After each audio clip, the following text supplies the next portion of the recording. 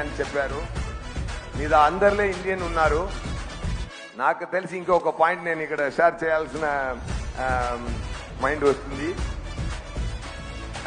అలాంటి ఒక ఇండియన్ నా స్నేహితుడు deputy chief minister Pawan Kalyan garu ఉన్నారండి.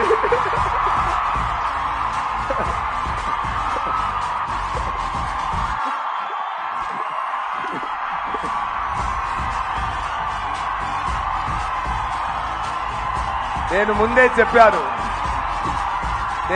చెప్పాను ఒక్కరోజు నేను చెప్తాను.